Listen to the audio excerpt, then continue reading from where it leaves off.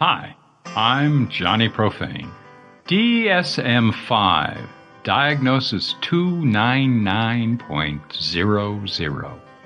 An autism spectrum disorder diagnosis. Why get one? Does it label you for life? Does it change anything? If you're autistic, you've already answered these questions for yourself.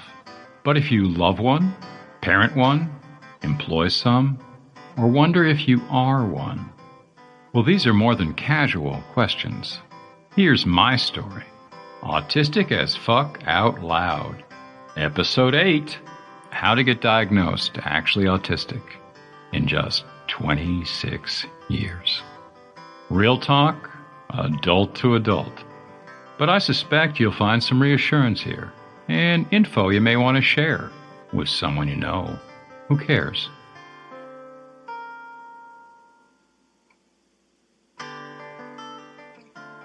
First off, this is not a poor me story. This is a journey to autistic joy story. I'm a blogger, podcaster, and pretend rock star. Decent following, after at least 5 other careers. I'm also actually autistic, or my fave hashtag, AutisticAF.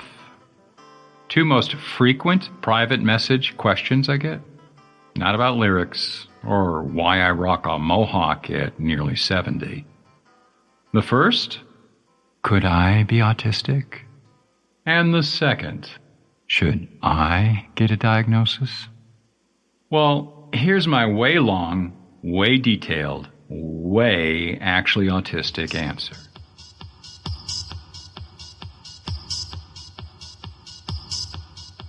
I was born in 1953, long before autism made the scene in medicine or pop culture, more or less beginning in the 70s. By 4 years old, I knew I was different. Neighbor kids told me so. Family, too. A lot. In kindergarten, a teacher reported I was unusually creative, but stayed to myself. After a second-grade IQ test, they tagged me gifted. But teachers noted my behavior was odd, solitary, my speech formal, a know-it-all, insensitive to context, talked and played during class, inattentive to lessons. I had one close friend at a time. In fact, only one I remember from all my 4 primary schools. 4th grade. Wonder what Jeff's been up to the last 60-odd years. Anyway, my intelligence was uneven. My reading skills, off the chart. But auditory learning, most of school back then, was difficult for me. Math tested high, but I was so impulsive on quizzes, I got remedial help. Tests were a silly game. It was fun being first one done, couldn't have cared less about grades.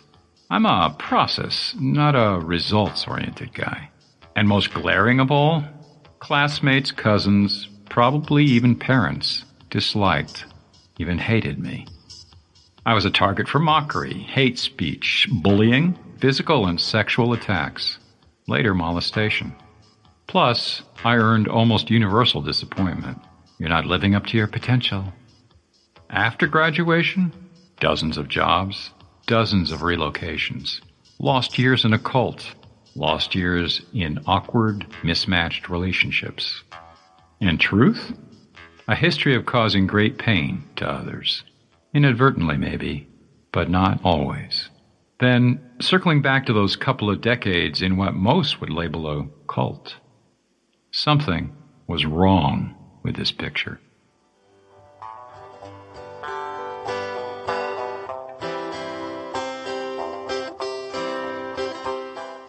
I first sought a diagnosis at 17, following suicide attempt number 1. The intake experience was horrific. I felt badgered by the therapist. I know you have a secret you want to tell me. Rinse, repeat. I wanted so badly to please her, but had no idea what I was feeling, much less why. A condition common enough to have its own label, alexithymia. I didn't try therapy again until Columbia grad school, 1980. I was in a deep depression, spiraling down because I couldn't function in school yet again. Therapy hadn't worked the first time, but I didn't know where else to turn. End result, the psychiatrist dismissed me pronto, without a plan, when I didn't respond to imipramine, an antidepressant back then. Dunno, maybe I pissed him off. I seemed to have a talent for stepping on therapists' toes. So I dropped out, because I couldn't handle it, even after the department invited me to enter the doctoral program, saying they could work out those couple of incompletes. Finally, in 1991, I fully entered the mental health system and really never left for 26 years.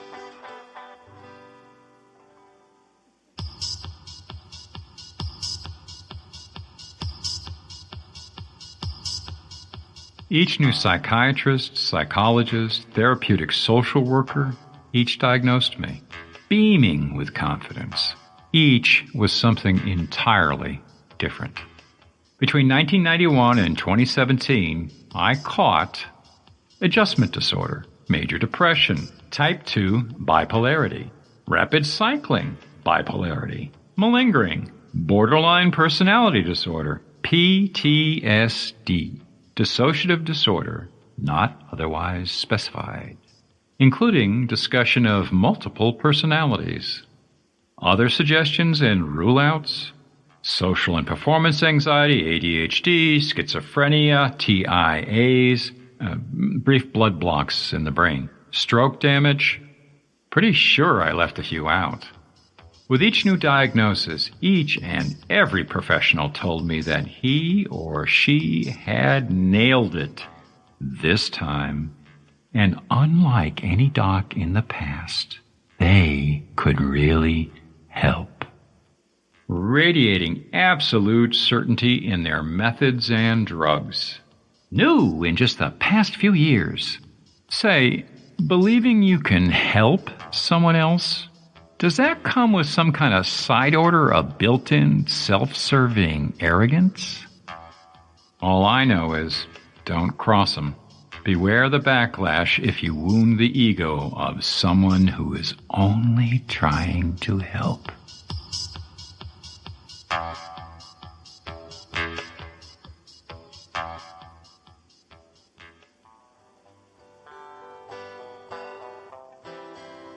Over time, they medicated me with imipramine, all the modern SSRIs like Prozac, Wellbutrin, Effexor, lithium, Depakote, Tegretol, Gabapentin, Klonopin, Lorazepam, Risperdal, that one syringe of Haldol, narcolepsy drugs like Provigil, sleep aids, supplements like fish oil, and more I clean forget. I was also offered trials of Abilify, Seroquel, and other antipsychotics, plus electroshock, ECT. Turned all those down.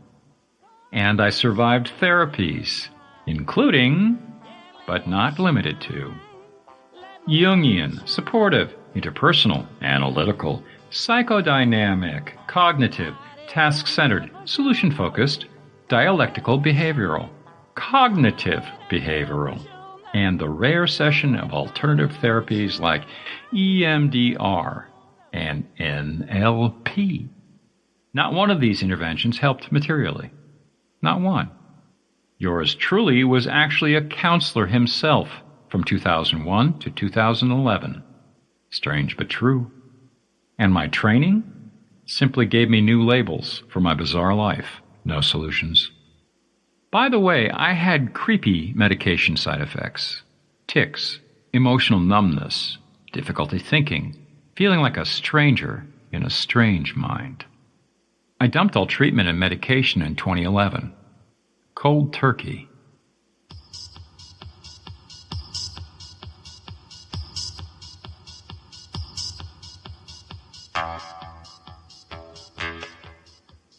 Bouts of suicidality followed.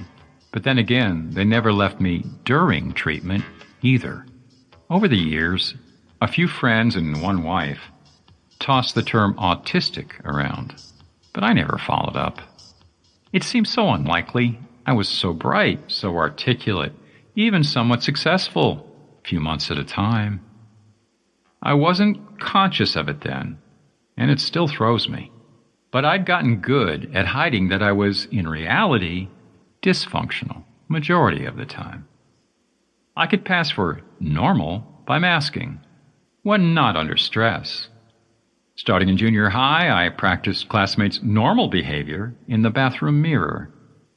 'Cause early on, I learned to hide behavior that got me harsh judgment, a survival instinct. Things like stimming, meltdowns, panic attacks, total autistic burnouts, sometimes not functioning for months, years. No one knew. What changed things for me? The intimacy of the most successful relationship of my life. The only successful relationship of my life. In 2011, I faced losing my third wife. This forced me to look inside as deeply as I could. For decades, I'd blamed failures on being some kind of misunderstood genius, or picking the wrong spouse, being stuck with the wrong teacher, wrong doctor, wrong job. My third wife's family had a young boy diagnosed Asperger's, an old term like high-functioning autism. Now we drop functioning labels and just say autism. Watching him negotiate his social world, like watching myself on reality TV body cam footage. We had so many behaviors in common. Mine were maybe better disguised. With my wife's encouragement, at 63, I began reading articles, books, online forums on autism. In 2016, when we separated briefly, I finally re-entered therapy. This time, I contacted adult autism experts. I found them through Indiana University's IIDC, Indiana Institute for Disabilities Community. Bingo! Every symptom explained. Every character flaw traced back to this pervasive developmental diagnosis. I made progress in a kind of task-oriented counseling, working on strategies to accommodate characteristics that ain't gonna change. I left counseling after a year. Dealing with Medicaid transportation was too much for this autistic. Half the time, drivers never showed. Plus, Medicaid screwed up billing for my psychologist. He couldn't count on payment. Torture for this autist. I couldn't handle the anger, and I couldn't handle the guilt. But I got many gifts from external, credible diagnosis. Gifts, I guess I gave myself, out of gaining some level of certainty. Number one, I was able to accept that, yeah, I am different, with different needs from most folks. I'm no longer failing, at least not at being somebody else. 2, learning to provide for those needs as I discovered them. For instance, understanding my special interests are not hobbies. They are central to my survival, my job. 3, reducing stimulation, sensory and social. Moving to the country, going to few public or family events. 4, accepting I will have few intimate relationships in my life, and learning caution about new friendships. Only those few folks who take the long, twisty path to knowing me. After a lifetime greeting each new stranger like a new friend, my motto became, don't like me, don't hang. 5, spending unashamed time alone. I have a radical need for autonomy, while simultaneous difficulty managing independence when any other human is around me. As much as I crave intimacy, I must manage my time with humans, say less than 5 minutes with a stranger, before anxiety or panic sets in. Maybe 2 hours with my wife. Which brings me to 6, finding love. My non-autistic wife and I respect, admire, encourage, and desire one another.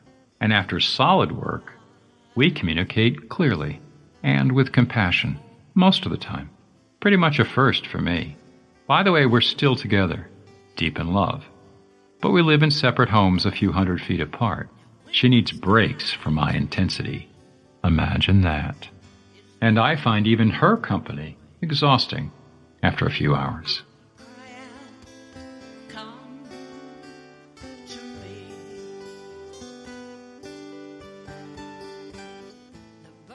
So, should you or a loved one seek a diagnosis? There are no guaranteed treatments for autism. There is no guarantee of government aid. There are accommodations in education and employment for the formally diagnosed, but they are unproven in their infancy. So knowing this, why did I seek a diagnosis? It seemed like my only option. I needed some fig leaf of certainty. I could not shake a nagging fear that I was making this all up. Years of the "if I had only tried harder" scenario were driving me crazy. I needed outside confirmation for me. What did I get out of diagnosis and short-term counseling?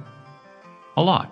Over the last few years, I've experienced reductions in anxiety, depression, suicidality, dissociation, night terrors, meltdowns, and panic.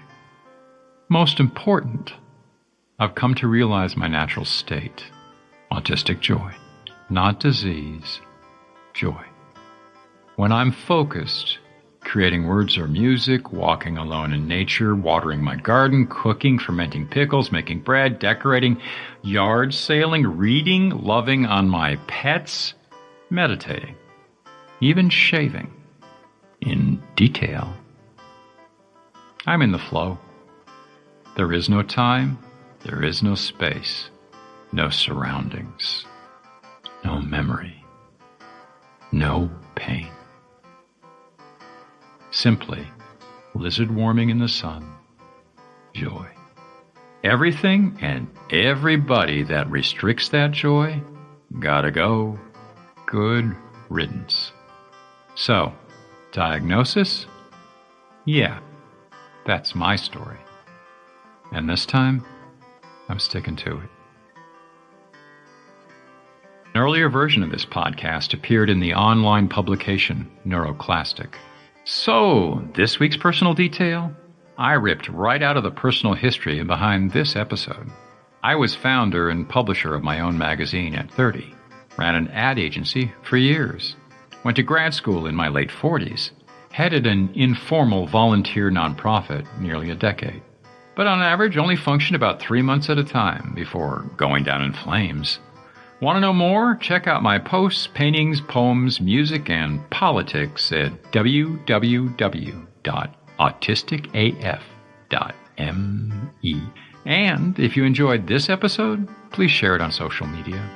Better yet, send it directly to a friend.